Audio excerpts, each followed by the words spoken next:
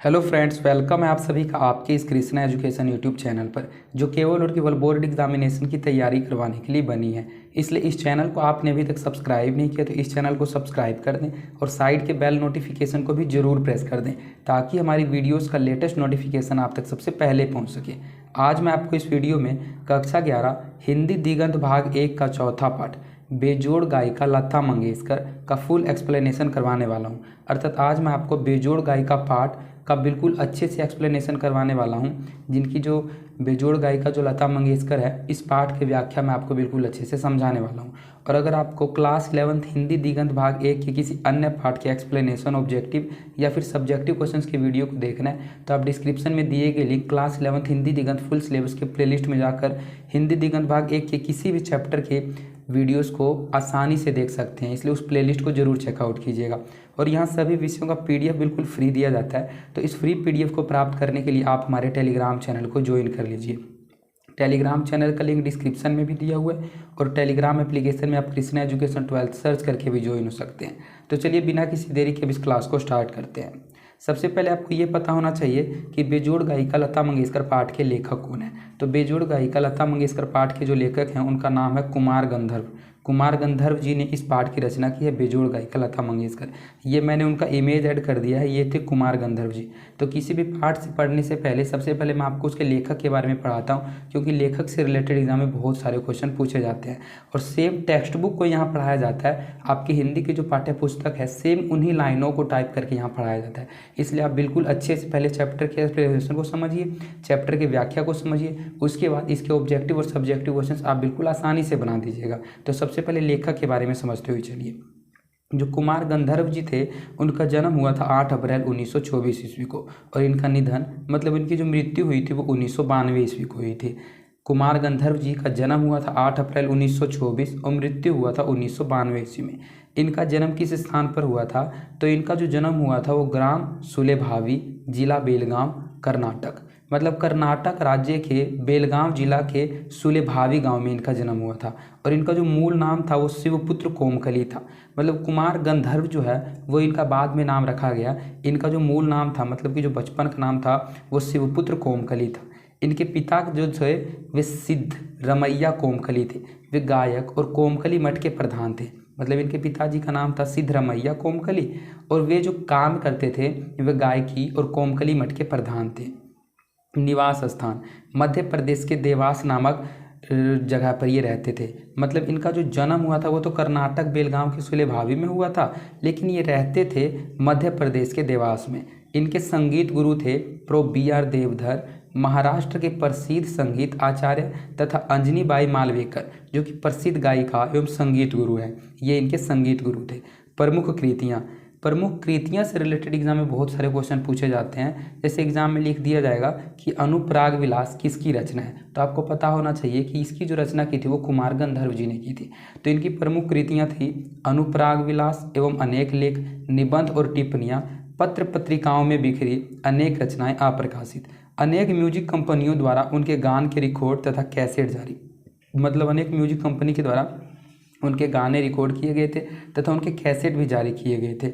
सम्मान, इनको जो सम्मान मिला था वो भारत सरकार की संगीत नाटक अकादमी के सदस्य, भारत भवन भोपाल के स्थायी सदस्य, कालिदास सम्मान, राष्ट्रपति द्वारा पद्म भूषण, विक्रम विश्वविद्यालय उज्जैन द्वारा डी लिट की उपाधि दी गई थी। अनेक पुरस्कार, सम्मान एवं अलंकरण प्राप्त हुए थे कुमार गंधर्व जी को। कुमार गंधर्व 20वीं सदी के उत्तरार्ध में हिंदुस्तानी शैली के भारतीय शास्त्रीय संगीत के महान गायक एवं संगीत मनीषी थे। बचपन में ही अपने पिता और परिवेश से प्राप्त नैसर्गिक गायन संस्कारों के बल पर ही उन्होंने अपनी गायन प्रतिभा से संगीत पारखियों में विस्मित कर दिया था। मतलब जो कुमार गंधर्व जी थे वे एक गायक थे और उनको ऐसा माहौल मिला था क्योंकि उनके पिताजी भी गायक थे। तो उनके पिताजी के गायक होने से उन्हें बचपन में ही अपने पिता और परिवेश से एक नैसर्गिक गायन संस्कार मिला था और उस संस्कार के बल पर ही उन्होंने अपनी गायन प्रतिभा से संगीत पारखियों में विस्मित कर दिया था। श्री गुरुकुल स्वामी ने उन्हें देव गायक गंधर्व का अवतार बताया और उसके बाद उनकी प्रसिद्धि कुमार गंधर्व के नाम से हो गई। मतलब जो उनके गुरुकुल के स्वामी जी थे उन्होंने उनको देव गायक गंधर्व का अवतार बताया और उसके बाद ही उनका जो नाम है वो कुमार गंधर्व के नाम से हो गई, इसी नाम से वे प्रसिद्ध हो गए। इसीलिए आप आज पढ़ रहे हैं कि इस पाठ के लेखक कौन हैं, तो कुमार गंधर्व जी हैं। मूल नाम उसकी ओट में हमेशा के लिए छिप गया। मैंने अभी आपको बताया कि उनका जो मूल नाम था वो शिवपुत्र खोमकली था, और जब से ये प्रसिद्ध हो गए, जब गुरुकुल के स्वामी ने उनको कुमार गंधर्व का अवतार बताया, तो उसी दिन से वे कुमार गंधर्व के नाम से प्रसिद्ध हो गए। और उनका जो मूल नाम था वो उस नए नाम की प्रसिद्धि की ओट में हमेशा के लिए छिप गया।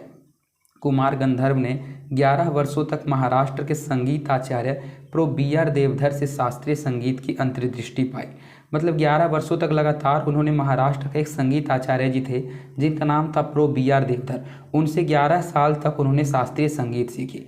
कुमार जी ने अंजनी बाई मालवेकर द्वारा भी संगीत शिक्षा पाई। 1947 से 1952 के बीच 5 वर्षों तक ये बुरी तरह अस्वस्थ हुए और बिस्तर से जा लगे।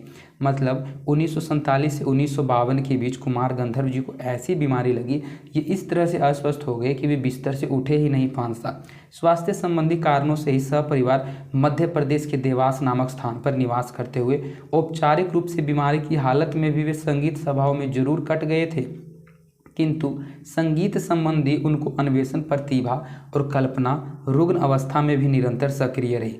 मतलब संगीत से रिलेटेड उनकी जो प्रतिभा थी वो इस अस्वस्थता में भी उनके साथ बिल्कुल निरंतर चलती रही, सक्रिय रही। उन्होंने मालवा लोकगीतों का निरीक्षण परीक्षण जारी रखा। लोक संगीत के प्रति गहन आकर्षण ने अंततः बीमारी से उबरने में भी उनकी मदद की और संगीत की दुनिया में जैसे उनका पुनर्जन्म हुआ। मतलब जब वे 5 सालों के लिए लगातार अस्वस्थ हो गए, जब वे बिस्तर से जा लगे, तो उस समय भी उन्होंने संगीत से नाता नहीं तोड़ा। उन्होंने लगातार रुग्ण अवस्था में भी वे निरंतर सक्रिय रहे और उन्हें मालवा लोक गीतों का निरीक्षण परीक्षण भी जारी रखा। लोक संगीत के प्रति गहन आकर्षण ने ही अंततः उनको बीमारी से उबारने में भी मदद की और वे संगीत की दुनिया में जैसे उनका पूर्ण जन्म हुआ, जब वे पूर्ण रूप से स्वस्थ हो गए, पूर्ण रूप से ठीक हो गए। मैं सभी पैराग्राफ सबसे पहले पढ़ूंगा और उसका अच्छे से आपको एक्सप्लेनेशन करते हुए, अर्थ समझाते हुए चलूंगा। इसलिए आपको करना सिर्फ यही है, इस पाठ को लास्ट तक देखना है, ध्यान केंद्रित करके मेरी बातों को सुनते हुए चलना है। जब पाठ समाप्त होगा तब आप ये जो पाठ है उसका जो टाइटल है, मतलब इसका जो शॉर्टकट स्टोरी है, वो आपको बिल्कुल अच्छे से समझ में आ जाएगा। इसलिए इस क्लास को लास्ट तक अटेंड कीजिएगा।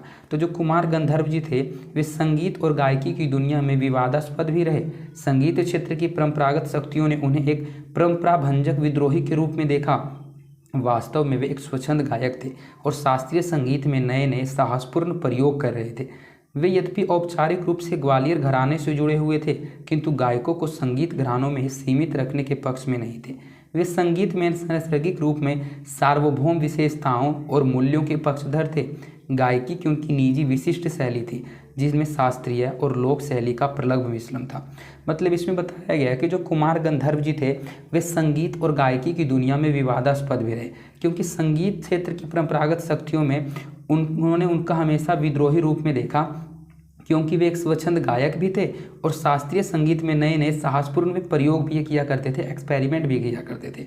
यदि वे औपचारिक रूप से ग्वालियर घराने से जुड़े हुए थे तो वे गायकों को संगीत घरानों में ही सीमित रखने के पक्ष में नहीं थे। वे संगीत में नैसर्गिक रूप से सार्वभौम विशेषताओं के मूल्यों को भी पक्षधर थे। लोक संगीत से ही शास्त्रीय संगीत विकसित हुआ है, यह मान्यता उनमें बहुत गहरी थी। मतलब उनका कहना था कि लोक संगीत से ही शास्त्रीय संगीत विकसित हुआ है, यह मान्यता उनमें बहुत गहरी थी। इसे उन्होंने प्रत्यक्ष अनुभव भी किया था। वे मानते थे कि लोक संगीत के नैसर्गिक स्रोत से जुड़कर रहकर शास्त्रीय संगीत सर्वदा नया और स्फूर्ति में बना रह सकता है, वह कभी रूढ़ नहीं हो सकता। लोक संगीत के आधार पर उन्होंने नए नए रागों की खोज और रचना भी की। इस दृष्टि से उनके द्वारा निर्मित राग अहिमोहिनी, मालवती, निदियारी, लग्न गंधार, भावमत भैरव, सहेली तोड़ी आदि उल्लेखनीय हैं। ये जो आपने नाम पढ़े ये सभी राग के नाम हैं। राग का जो यूज है वो गायकी में किया जाता है, संगीत में किया जाता है। तो उनका कहना था कि जो लोक संगीत है उससे ही शास्त्रीय संगीत, जो लोक संगीत है उसके नैसर्गिक स्रोत से जुड़े रहने से ही जो शास्त्रीय संगीत है वह सर्वदा नया और स्फूर्ति में बना रह सकता है, वो कभी भी रूढ़ नहीं हो सकता। और उन्होंने लोक संगीतों के आधार पर ही नई नई रागों की खोज की और उनकी रचना की। और उन्होंने जिन रागों की निर्माण किया उन रागों का नाम भी लिखा हुआ है, अहिमोहिनी, मालवती, निदियारी, लग्न गंधार, भावमत भैरव, सहेली तोड़ी, ये आदि उनकी उल्लेखनीय निर्मित राग थे। कुमार गंधर्व की गायकी वास्तव में लंबे रियाज की उपज से कहीं ज़्यादा उनकी निजी स्वर समाधि की उपज थी। यह प्रस्तुत पाठ एक महान गायक द्वारा, जो उतना ही बड़ा संगीत मनीषी भी हो, हमारे समय को एक दूसरी महान और अद्वितीय गायिका पर लिखा गया होने के कारण बहुत महत्वपूर्ण है। स्वर सामग्री लता मंगेशकर सुगम संगीत के क्षेत्र में सामयिक भारत की विलक्षण प्रतिभा है। यह पाठ यहाँ NCERT की कक्षा 11 की पुस्तक वितान से सांभार संकलित है। मतलब ये जो पाठ आप पढ़ने जा रहे हैं, बेजोड़ गायिका लता मंगेशकर, इसकी रचना कुमार गंधर्व जी ने की है। और कुमार गंधर्व जी एक स्वयं ही बहुत बड़ा संगीत मनीषी हैं। मतलब वे स्वयं एक बहुत बड़े संगीत के गायक थे। वे खुद एक महान गायक थे और उन्हें खुद महान गायक होकर उन्होंने एक अद्वितीय गायिका पर यह पाठ लिखा, जो कि दूसरी महान अद्वितीय गायिका थी, और उनका नाम था लता मंगेशकर, जो सामयिक भारत की विलक्षण प्रतिभा है। और यह जो पाठ है, यह 11वीं की NCERT की पुस्तक वितान से सांभार संकलित है। मतलब NCERT के वितान पाठ से इस चैप्टर को लिया गया है। ये कुछ लाइन अशोक वाजपेयी जी के द्वारा कुमार गंधर्व जी के बारे में लिखा गया है। हम दक्षिण से लौटे थे, देवास में रुके, उज्जैन जाते हुए अपने घर के बाहरी बरामदे में झूले पर थे। वे हमारे अलावा मुकुल शिवपुत्र भी। हमने कहा, लगता है दक्षिण में साधारण रसिकों को भी व्याकरण का बड़ा ज्ञान है। तब से मुकुल ने कहा, यही तो रोना है, व्याकरण है पर कला नहीं। अपने हाथ पर गिलास रखते हुए बोले, राजा बिना छंद के फूल नहीं खिलता है। ये अशोक वाजपेयी जी ने कुमार गंधर्व जी की कुछ गद्य कविताओं के लिए उनके लिए कुछ लाइनों को लिखा है। अब यहाँ से शुरू होता है हमारा पाठ। पाठ का नाम है बेजोड़ गायिका लता मंगेशकर। इस पाठ के जो लेखक हैं वे कुमार गंधर्व जी हैं। कुमार गंधर्व जी के पिताजी उस समय के एक प्रसिद्ध गायक थे, इसीलिए कुमार गंधर्व जी भी एक सुप्रसिद्ध गायक बने थे और उन्होंने एक लता मंगेशकर गायिका पर ही अपने इस पाठ का निर्माण किया है। तो वे इस पाठ में कहते हैं और लता मंगेशकर के बारे में बताते हैं कि बरसों पहले की बात है, मैं बीमार था। उस बीमारी में एक दिन मैंने सहज ही रेडियो लगाया और अचानक एक अद्वितीय स्वर मेरे कानों में पड़ा। स्वर सुनते ही मैंने अनुभव किया कि यह स्वर कुछ विशेष है, रोज का नहीं। यह स्वर सीधे मेरे कलेजे से जा भिड़ा। मैं तो हैरान हो गया, मुझे समझ में नहीं आ रहा था कि यह स्वर किसका है। मतलब कुमार गंधर्व जी, मैंने आपको बताया कि जब 1947 से 1952 के बीच वे 5 वर्षों के लिए बीमार हो गए थे और इस तरह से बीमार हुए थे कि वे जाके बिस्तर से लग गए थे। मतलब कि वे बिस्तर से भी नहीं उठते थे।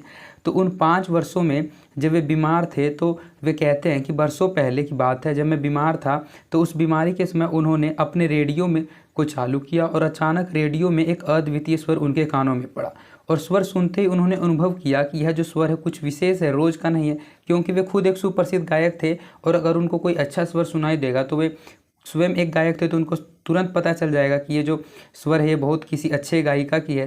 तो यह स्वर उनके सीधे कलेजे से जा भिड़ा और वे कहते हैं कि मैं तो हैरान हो गया, मुझे समझ में नहीं आ रहा था कि यह स्वर किसका है। मैं तन्मयता से सुनता रहा। गाना समाप्त होते ही गायिका का नाम घोषित किया गया, लता मंगेशकर। मतलब रेडियो में जो गाना चलता है, गाना जैसे ही समाप्त होता है तो वो गाना किसने गाया है उसके सिंगर का नाम लास्ट में बोला जाता है कि ये गाना इसके द्वारा गाया गया। तो जब कुमार गंधर्व जी ने गाना समाप्त होने पर नाम सुना लता मंगेशकर, तो नाम सुनते ही वे चकित हो गए। वे कहते हैं कि नाम सुनते ही मैं चकित हो गया, मन ही मन एक संगति पाने का भी अनुभव हुआ। सुप्रसिद्ध गायक दीनानाथ मंगेशकर की अजब गायकी एक दूसरा स्वरूप लिए उन्हीं की बेटी की कोमल आवाज़ में सुनने का अनुभव हुआ। इस लाइन के जरिए हम लोगों को समझाना चाहते हैं कि जो लता मंगेशकर के पिताजी का नाम था वो दीनानाथ मंगेशकर था और वे कहते हैं कि दीनानाथ मंगेशकर जी एक सुप्रसिद्ध गायक हैं और उनकी जो बेटी है लता मंगेशकर, वो उनका ही एक दूसरा स्वरूप लिए हुए कोमल आवाज़ में गानों को सुनाती है और वे कहते हैं कि आवाज़ में सुनने का अनुभव हुआ। तो अब मैं आपको एक पैराग्राफ अच्छे से पढ़कर उसका अच्छे से एक्सप्लेनेशन करते हुए चलूँगा, इसलिए सिर्फ आप मेरी बातों को ध्यान से सुनते हुए चलिएगा और क्लास को लास्ट तक अटेंड कीजिएगा। मुझे लगता है बरसात के पहले किसी चित्रपट का वह कोई गाना था। तब से लता निरंतर गाती चली आ रही है और मैं भी उसका गाना सुनता आ रहा हूँ। लता के पहले सुप्रसिद्ध गायिका नूरजहां का चित्रपट संगीत में अपना जमाना था, परंतु उसी क्षेत्र में बाद में आई हुई लता उससे कहीं आगे निकल गई। कला के क्षेत्र में ऐसे चमत्कार कभी कभी दिख पड़ते हैं, जैसे प्रसिद्ध सितारिये विलायत खां अपने सितार वादक पिता की तुलना में बहुत ही आगे चले गए। वे कहते हैं कि उन्होंने जो गाना सुना था रेडियो पर, वे कहते हैं कि बरसात के पहले का वह कोई एक चित्रपट का गाना था और उसी गाने से, उसी चित्रपट के गाने से जो लता मंगेशकर है वह निरंतर गाती चली ही आ रही है और कुमार गंधर्व जी उनके गाने भी सुनते आ रहे हैं। लता मंगेशकर के पहले चित्रपट गाने में जो सबसे सुप्रसिद्ध गायिका थी वो नूरजहां थी। तो ये क्वेश्चन आपके एग्जाम में पूछा जा सकता है कि लता मंगेशकर के पहले चित्रपट संगीत में किसका ज़माना था, किस सुप्रसिद्ध गायिका का ज़माना था, तो नूरजहां का था। तो सबसे पहले नूरजहां चित्रपट संगीत में एक सुप्रसिद्ध गायिका थी, लेकिन उसके बाद लता ने उस चित्रपट में गाना गाना शुरू किया और वो लगातार गाती रही और उस क्षेत्र में वो नूरजहां से भी बहुत आगे निकल गई। कला के क्षेत्र में उन्होंने ऐसा चमत्कार दिखाया कि वे नूरजहां से भी आगे निकल गई। और एग्जाम्पल देते हुए कुमार गंधर्व जी कहते हैं कि जैसे प्रसिद्ध सितारी विलायत खां अपने सितार वादक पिता की तुलना में बहुत ही आगे चले गए। विलायत खां एक सितार वादक थे और वे भी सितार वादक में बहुत ही उन्होंने प्रसिद्धि हासिल की थी और अपने पिता से भी आगे वे चले गए थे।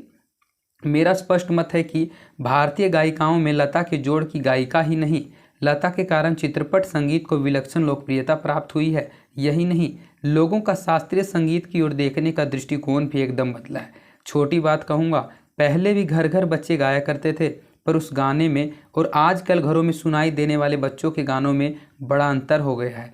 आजकल के नन्हे मुन्ने भी स्वर में गुनगुनाते हैं। क्या लता इस जादू का कारण नहीं है?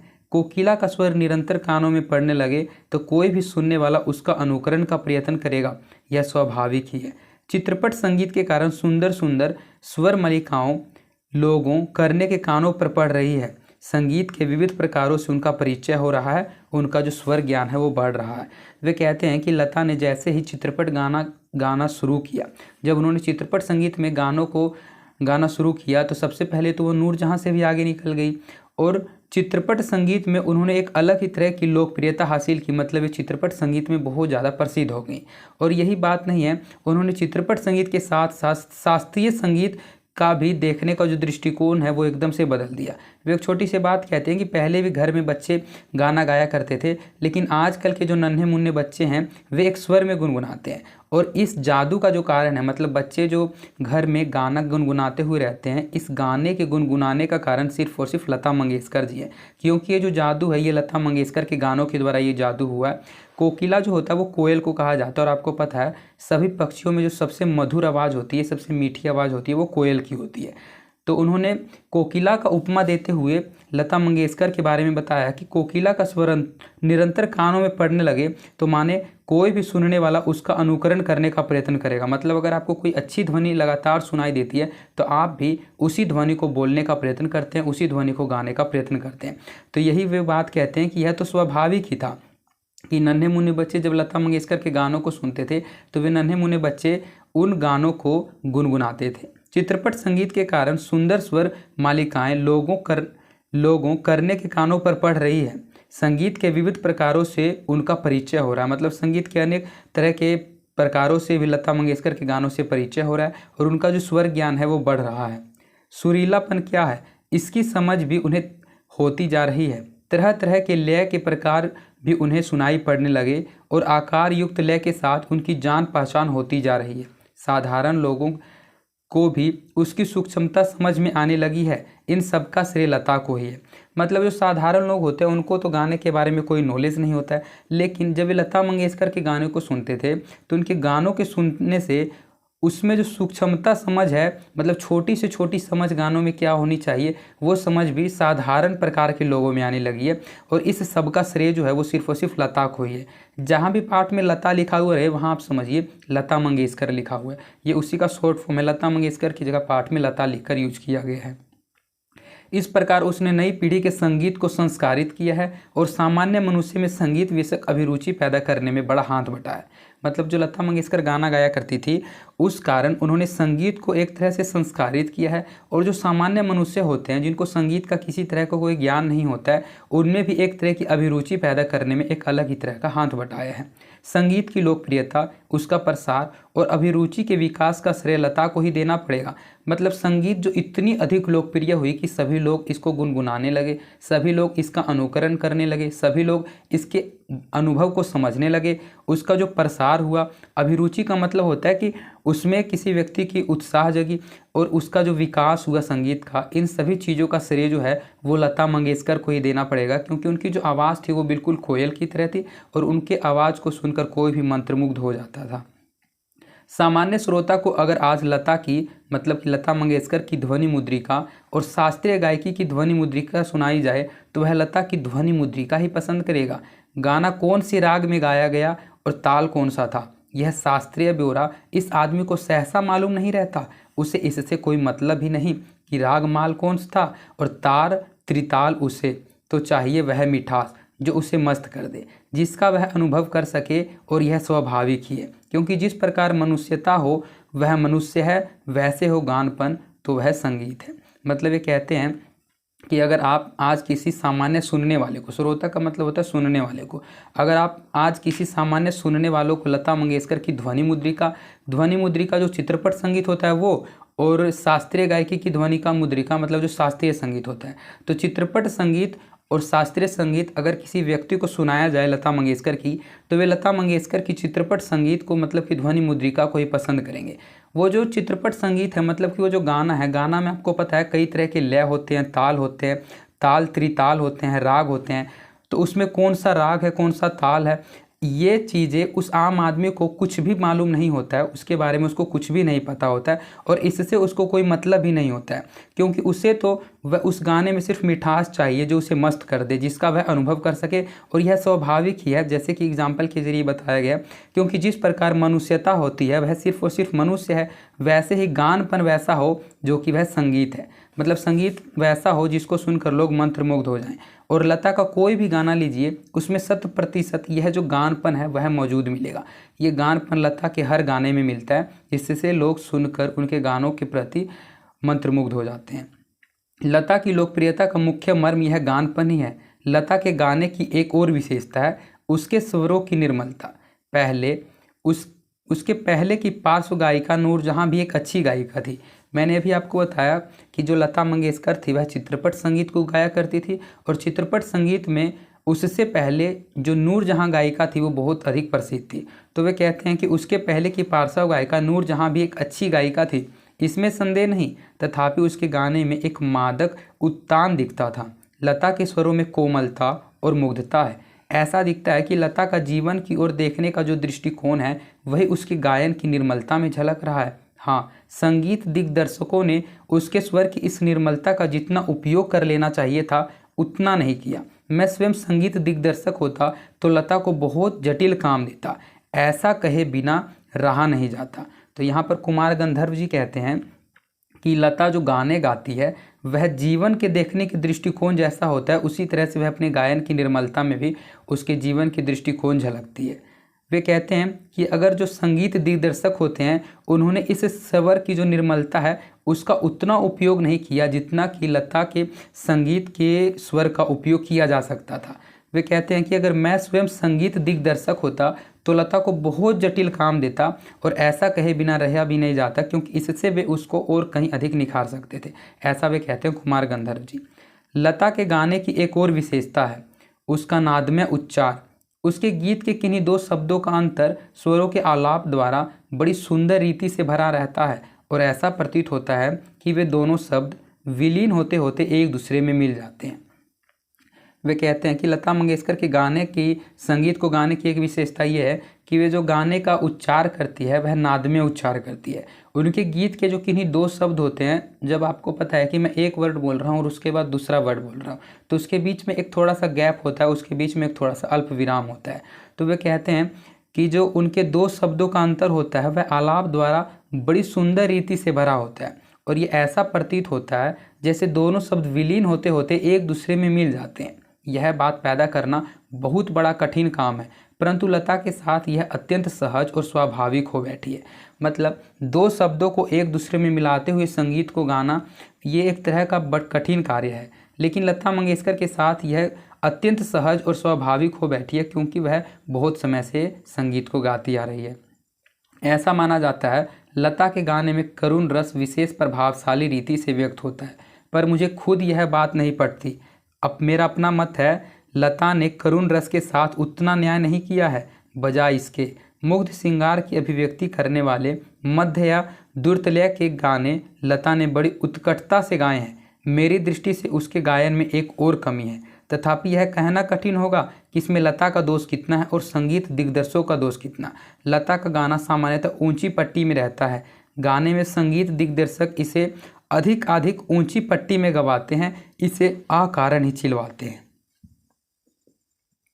इस पैराग्राफ के जरिए कुमार गंधर्व जी हम लोगों को समझाना चाहते हैं कि जो लता मंगेशकर गाने गाया करती थी वह करुण रस के साथ गाती थी, लेकिन उन्होंने जो दिग्दर्शक होते थे जो उनसे गाना गवाते थे उन्होंने उनके साथ उतना न्याय नहीं किया है, क्योंकि वह मुग्ध श्रृंगार मतलब कि जो शांति से गाना गाया, जो शांति रूप से गाए जाने वाला गाना है उस गाने को भी उसने बड़ी उत्कटता से गाया है।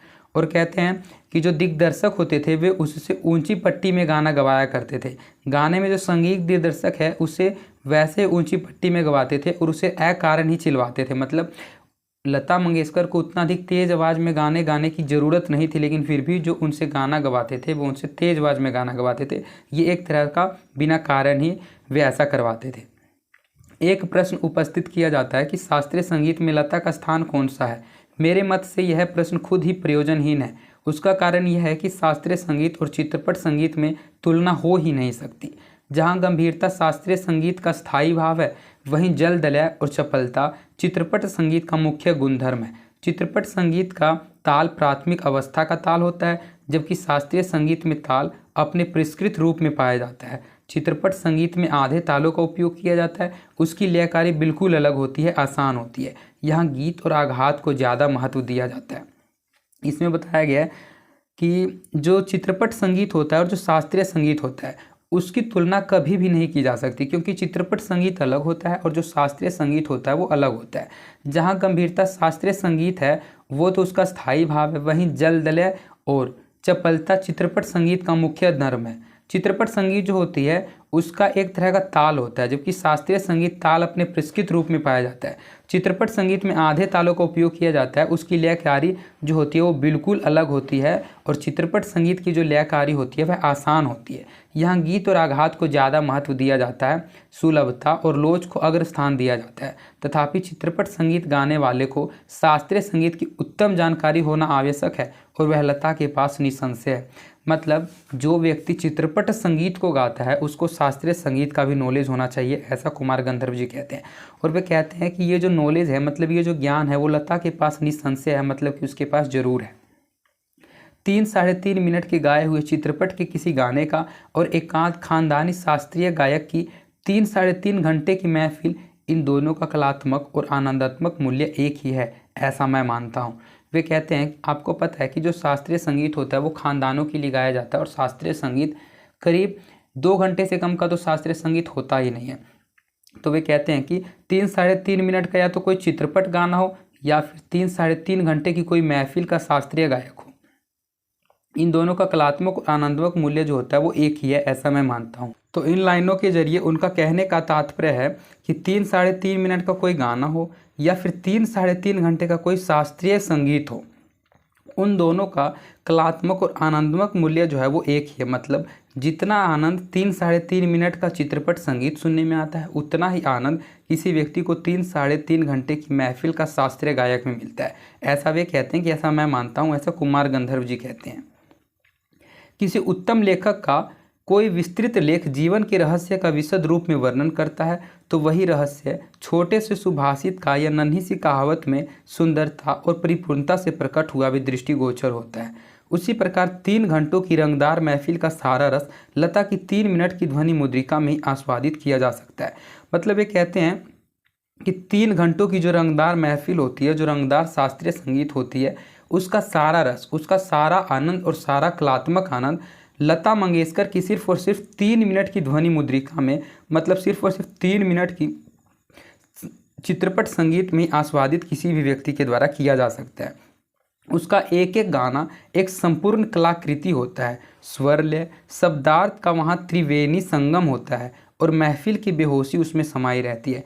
वैसे देखा जाए तो शास्त्रीय संगीत क्या और चित्रपट संगीत क्या अंत में रसिक को आनंद देने की सामर्थ्य किस गाने में कितनी है, इस पर उसका महत्व ठहराना उचित है। मैं तो कहूँगा कि शास्त्रीय संगीत भी रंजक न हो तो बिल्कुल ही नीरस ठहरेगा, अनाकर्षक प्रतीत होगा और उसमें कुछ कमी सी प्रतीत होगी। गाने में जो गानपन प्राप्त होता है वह केवल शास्त्रीय बैठक के पक्केपन की वजह से, ताल सुर के निर्दोष ज्ञान के कारण नहीं। गाने की सारी मिठास, सारी ताकत उसकी रंजकता पर मुख्यतः अविलंबित रहती है।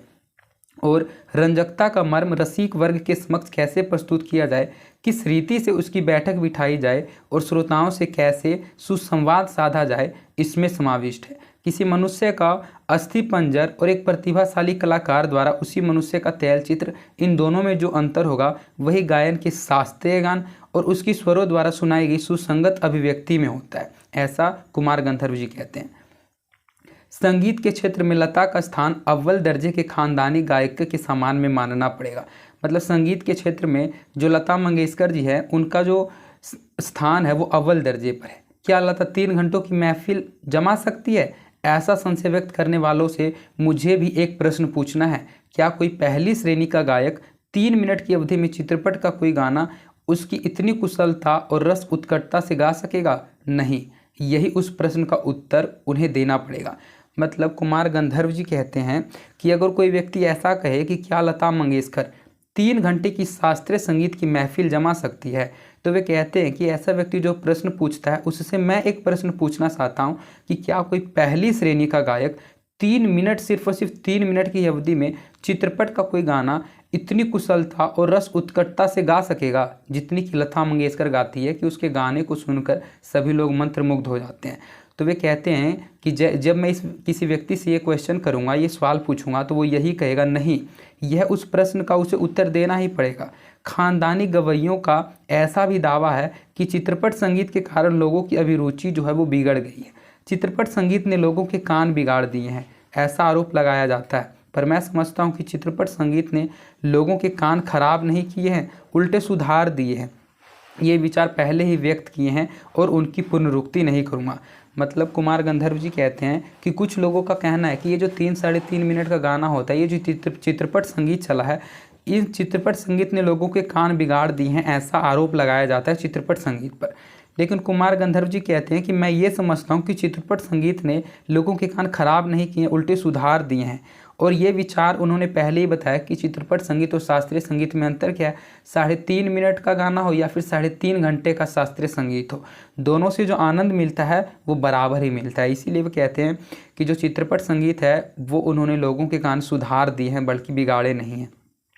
सच बात तो यह है कि हमारे शास्त्रीय गायक बड़ी आत्मसंतुष्ट वृत्ति के हैं। संगीत के क्षेत्र में उन्होंने अपनी हुकुमशाही स्थापित कर रखी है। शास्त्र शुद्धता के कर्मकांड को उन्होंने आवश्यकता से अधिक महत्व दे रखा है। मगर चित्रपट संगीत द्वारा लोगों को अभिजात संगीत से जान पहचान होने लगी है। उनकी चिकित्सक और चौकस वृत्ति अब बढ़ती जा रही है। केवल शास्त्र शुद्ध और नीरस गाना उन्हें नहीं चाहिए, उन्हें तो सुरीला और भावपूर्ण गाना चाहिए। और यह क्रांति चित्रपट संगीत ही लाया है। मतलब वे कहते हैं कि लोगों का कहना है कि उन्हें सिर्फ और सिर्फ शास्त्र और शुद्ध से नीरस गाना नहीं चाहिए। नीरस गाने का मतलब है वैसा गाना जिसमें किसी तरह का कोई रस ना हो, वैसा गाना जिसको सुनने पर किसी तरह का कोई आनंद ना आए। वे कहते हैं कि उन्हें तो सिर्फ और सिर्फ सुरीला और भावपूर्ण गाना चाहिए। मतलब वैसा गाना चाहिए जिस गानों को सुनने से हमारे मन में किसी तरह की फीलिंग्स, किसी तरह की इमोशन जनरेट हो और हम किसी तरह के भाव को एहसास कर सकें। और यह जो क्रांति है, मतलब ये जो भावपूर्ण गाने और सुरीले गाने की क्रांति है, यह चित्रपट संगीत ही लाया है। जैसे तरह की चित्रपट संगीत लता मंगेशकर गाती थी 3-3.5 मिनट की, वैसे ही गाने इस तरह की क्रांति को लाया है। चित्रपट संगीत समाज की संगीत विषयक और अभिरुचि में प्रभावशाली मोड़ भी लाया है। चित्रपट संगीत की लचकदारी उसकी एक और सामर्थ्य है, ऐसा मुझे लगता है। उस संगीत की मान्यताएं, मर्यादाएं, झंझटें सब कुछ निराली हैं। चित्रपट संगीत का तंत्र ही अलग है, यहाँ नवनिर्मित की बहुत गुंजाइश है। जैसा शास्त्रीय रागदारी का चित्रपट संगीत दिग्दर्शकों ने उपयोग किया है, उसी प्रकार राजस्थानी, पंजाबी, बंगाली प्रदेश के लोकगीतों के भंडार को भी उन्होंने खूब लूटा है। यह हमारे ध्यान में रहना चाहिए। धूप का कौतुक करने वाले पंजाबी लोकगीत, रुक्ष और निर्जल राजस्थान में पर्जन्य की याद दिलाने वाले गीत, पहाड़ों की घाटियों, खोरों में प्रतिध्वनित होने वाले पहाड़ी गीत, ऋतु चक्र समझाने वाले और खेती के विविध कामों का हिसाब लेने वाले कृषि गीत और ब्रजभूमि में स्वामिष्ट सहज मधुर गीतों का अतिशय मार्मिक व रस अनुकूल उपयोग चित्रपट क्षेत्र के प्रभावित संगीत दिग्दर्शकों ने किया है, आगे भी करते रहेंगे। मतलब ये जो अलग अलग समय पर पहाड़ियों में पहाड़ी गीत, राजस्थान में पर्जन्य गीत, पंजाबी लोकगीत, कृषि के समय कृषि गीत, ये सभी के सभी गीत जो हैं वे कहते हैं कि इन सभी गीतों का जो उपयोग है वो चित्रपट क्षेत्र के प्रभावी संगीत दिग्दर्शकों ने ही किया है और इस तरह का उपयोग वे आगे भी करते रहेंगे। थोड़े में कहूँ तो संगीत का क्षेत्र ही विस्तीर्ण है, वहाँ अब तक अलक्षित, असंशोधित और अदृष्टपूर्व ऐसा खूब बड़ा प्रांत है, तथापि बड़े जोश से इसकी खोज और उपयोग चित्रपट के लोग करते चले आ रहे हैं। फलस्वरूप चित्रपट संगीत दिनों दिन अधिकाधिक विकसित होता जा रहा है। मतलब ये कहते हैं कि जिस तरह से शास्त्रीय संगीत विकसित होनी चाहिए उस तरह से शास्त्रीय संगीत विकसित नहीं हो रही, चित्रपट संगीत शास्त्रीय संगीत से भी ज़्यादा विकसित हो रहा है। और वे कहते हैं कि जिस तरह से दिनों दिन चित्रपट संगीत आगे चला आ रहा है उसी तरह से वह अधिक से अधिक विकसित होता भी जा रहा है। ऐसे इस चित्रपट संगीत क्षेत्र की लता अनभिषिक्त सामग्री है। ये जो चित्रपट संगीत है इस क्षेत्र की जो अनभिषिक्त सामग्री है वह लता मंगेशकर जी है, क्योंकि लता मंगेशकर जी के कारण ही चित्रपट संगीत इतना अधिक प्रसिद्धि पा रही है। और भी कई पार्श्व गायक गायिकाएं हैं पर लता की लोकप्रियता इन सभी से कहीं अधिक है। उसकी लोकप्रियता की शिखर का स्थान अचल है। बीते अनेक वर्षों से वह गाती आ रही है, फिर भी उसकी लोकप्रियता अबाधित है। लगभग आधी शताब्दी तक जन मन पर सतत प्रभुत्व रखना आसान नहीं है। ज़्यादा क्या कहूँ, एक राग भी हमेशा टिका नहीं रहता।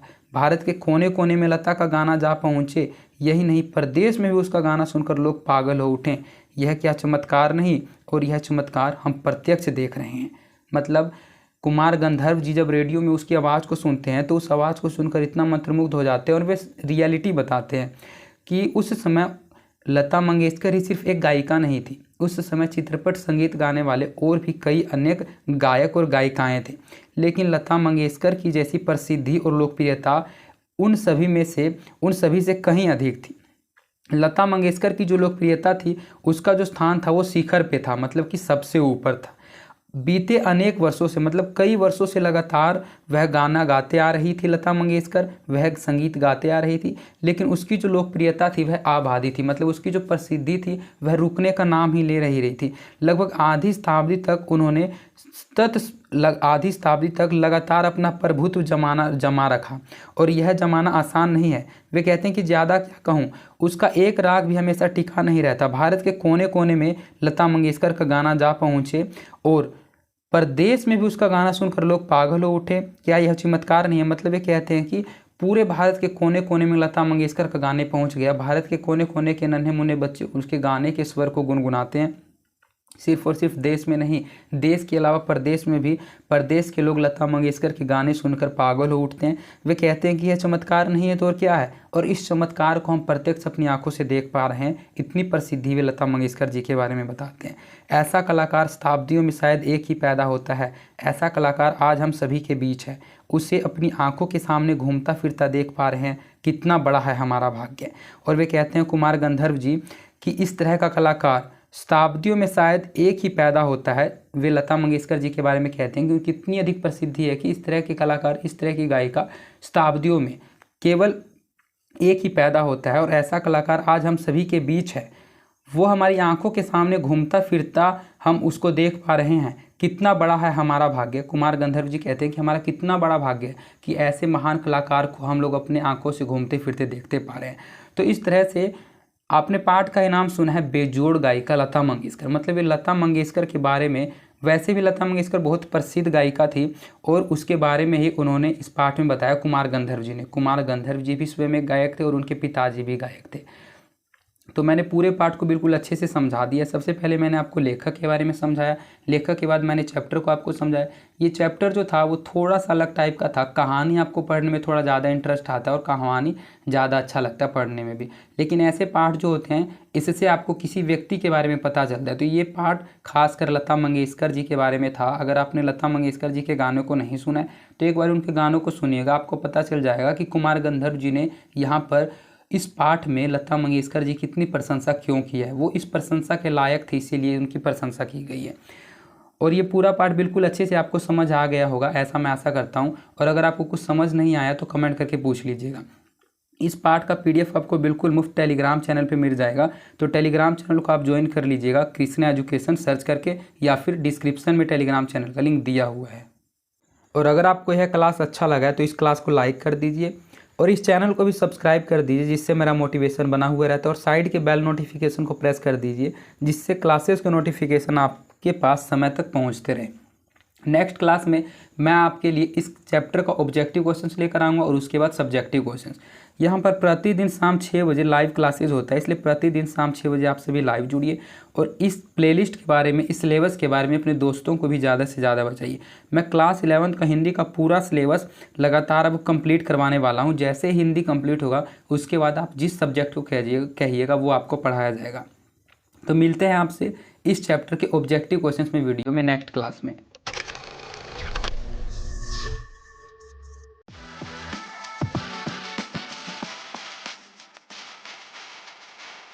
Audio